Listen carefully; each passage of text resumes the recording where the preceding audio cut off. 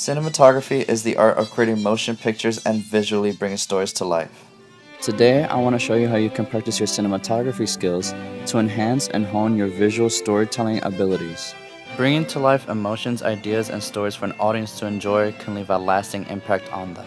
You can recognize what the power of cinema feels like when you watched your favorite movies for the first time. And to me, filmmaking is one of the most complicated and highest forms of art there is. There is nothing else like it. You want to learn how to practice cinematography, and here I will share with you what you should focus on improving, what is important for a cinematographer or a DP to be mindful of, where you can look for inspiration and ideas to practice from, and putting all of that together to show you how to practice cinematography all by yourself. If they're not out already, I plan to dive deeper into different elements of cinematography, including the topics mentioned in this video. This is a starting point for you to see how I go about refining my skills and building up experience to becoming a pro cinematographer as my end goal. If you want to stay tuned for these next videos, why not subscribe if you're new to the channel, comment down below, or leave a like to show support so I know you're enjoying them, and I'll make this into a series. Now, let's get into it.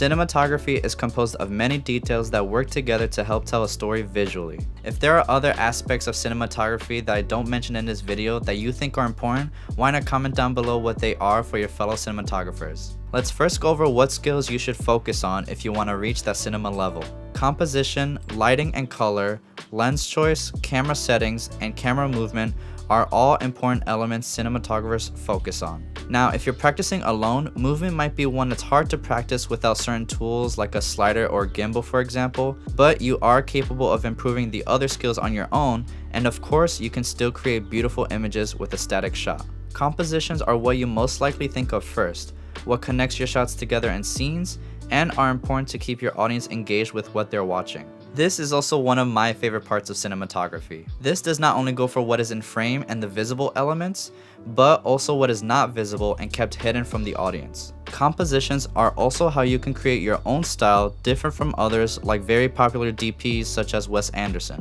His very symmetric style, flat light look, and tracking shots are just some of what makes Wes Anderson Wes Anderson.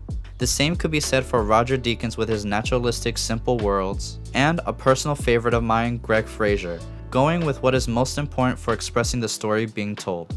In a future video, I hope to dive deeper in how you can elevate your framing and different compositions you should try on your next project. What goes hand in hand with framing is how lighting your scenes can give the shots a certain mood or feel, and using color can exaggerate what's being expressed even more. Even though the gaffer is responsible for lighting on set, the cinematographer works hand in hand with them so the gaffer can help the DP bring their vision to life for their scenes. Color can also come from the gaffer or even the set design, and it's another key part to help bring the visual ideas to life. Understanding lighting and color helps you create more impactful moments that might not be enough through composition alone, and these examples help express that. Another aspect you might forget is very important for the DP is camera settings. We learned the rules of camera settings so we can break them. One example is the 180-degree shutter rule, or having your shutter speed double your frame rate for the right motion blur when filming. It's important to know, so in certain cases you decide not to follow the rules to create scenes that feel more special in a more artful way. Other camera settings to consider include white balance, where you focus, and obviously just normal exposure settings. And on top of all of that, your choice of lens or focal length can really change everything we just talked about. If you want a very wide or distorted look, maybe just a standard more true to life feel, or something more compressed, pushing things together, that's where choosing the right focal length comes into play.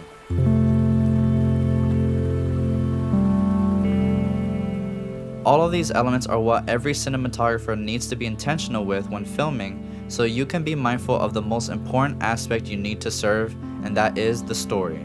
It doesn't matter how beautiful your shots are, how unique your style is, or highly skilled you are if it doesn't serve the story being told. Do the choices in your composition keep the audience engaged with the story? Does your lighting and color play a role in what's happening when the antagonist figures out a key detail about the hero? Can you use camera settings to your advantage to separate characters from the rest of the world? And do you make the right lens choices that fit with every moment? The story is what matters most in filmmaking, and if all of these decisions don't support the story you, the director, or writers are trying to tell, then you're not doing your job as a DP. There are other things as a cinematographer that you can care about, for example color grading, and if you want to better your skills at grading, I have a whole video already breaking down my process and another one showing how I use Dehancer to enhance my workflow.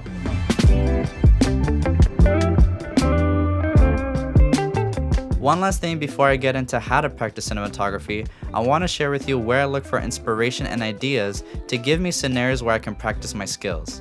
Now I would bet most of you watching might say you spend a lot of time on social media, maybe more than you'd like. And of course there's so much content on there to view, but I think you'd be wasting your time trying to learn from there and not be watching movies. I do have some alternatives for you, but hear me out. If you really want to improve as a cinematographer, you should spend more of your time watching the highest form of cinematography there is, and that's in movies. Don't go looking to YouTube travel films or things like that for true cinematography, unless that's really the kind of thing you want to do.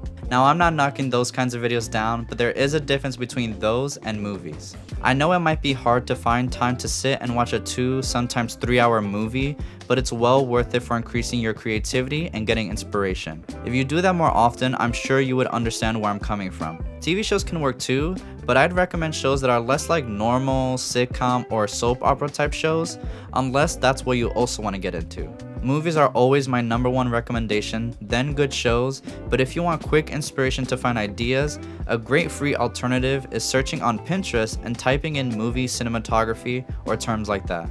I've made a collection on there with some of my favorite finds, and I'm sure you can find some great things on there too. Another amazing free resource are certain YouTube channels like The Beauty of and Amazing Shots, where they show the cinematography of many films. Your favorite movie might already have a video here, or even a favorite DP of yours, and if I've already watched a film, I might go here to see certain scenes again. And another free resource I've recently found is Eye Candy. They have an incredible library of visual techniques that are used all over, not just in movies, and sometimes they share how those methods are done to achieve a style.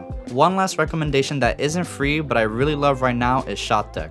I find it to be well worth it for finding reference shots from movies. And this was founded by Lawrence Sher, aka the cinematographer for Joker and many other movies. They have an incredible library of films and they keep adding more.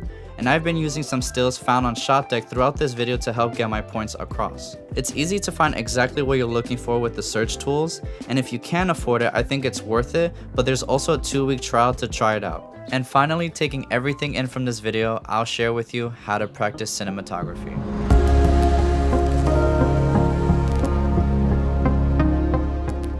I tend to not only think about one shot I have in mind, whether it's from a movie or ideas I have, but sometimes I create scenes or sequences of shots that go together to also practice telling something more than just showing one beautiful shot. An idea you can try is think about how you can make the mundane everyday life look more interesting with cinematography.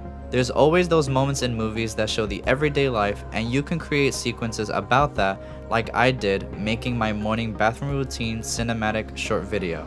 It's important to learn how to connect shots together instead of just creating one amazing shot that might not fit within a scene.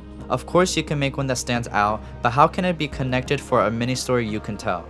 The most important thing to take away from this is to constantly practice. If you want to get better at something, you have to keep practicing, and you also need to have a lot of patience as well. None of the world-class cinematographers made it overnight, and many didn't until 5, 10, or way more years of working on their craft. Now of course it's easier to practice when you have other people to stand in for you, but the one person you can always rely on is yourself. So I just take my tripod and practice alone. From earlier in this video when I talk about skills to improve on, you can take those aspects and practice them one at a time, and over time add them together to improve. For example, just focus on improving your compositions, use natural light so you can just think about framing, and then when you get better you start playing with lighting and maybe add some color too. You then start to be more intentional with your lens choices, even decide to experiment with camera settings to see what you can come up with. If you want to practice a single shot, you can look at movies you watch and grab stills to try and replicate, and learn how you can shoot them too. You can always try something new with your attempt and maybe see how you can add your own spin on it. If you're practicing at home, try confining yourself to just one room to be creative with where you are and what you got. And sometimes these small ideas for scenes or sequences can turn into bigger ideas for short films or larger projects. As you keep practicing, you'll get better, but your creativity will also improve with the more experience you create for yourself and start to think more outside the box. You'll keep pushing yourself, but don't get me wrong, you'll always have those moments where you lose inspiration or struggle to come up with ideas like myself, but you'll get through them and become a better cinematographer in the end. No matter how far you want to go with this, I think this is a great starting point to practice and get better. If you found this video helpful, why not leave a like and drop a comment down below. If you're new, why not subscribe to the channel if you haven't already, and also tag me in some of your works on social media so I can see and check them out as well. That's it for this video, and I'll see you in the next one.